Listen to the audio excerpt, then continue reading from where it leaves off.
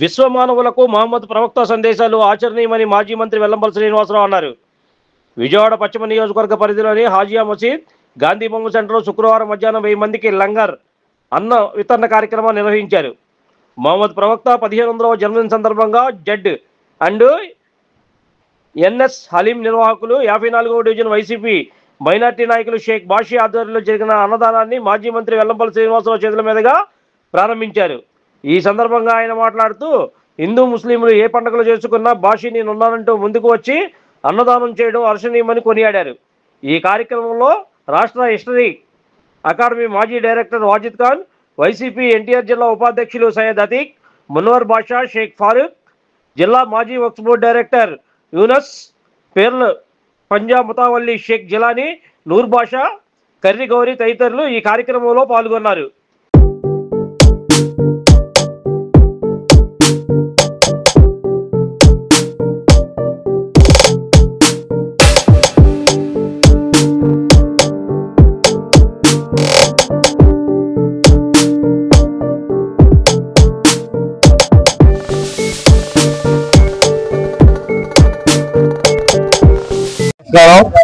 ఈరోజు ప్రపంచ శాంతి దూత మహమ్మద్ ప్రవక్త గారు పుట్టినరోజు సందర్భంగా నేటికి 15 సంవత్సరాలు అయింది.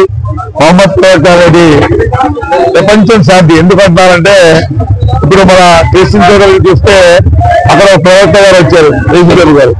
అలాగే హిందూ సోదరులకైతే రాములు వాళ్ళు వచ్చారు, ఇలా కృష్ణుడు వాళ్ళు వచ్చారు, అందరు ప్రవక్తలే.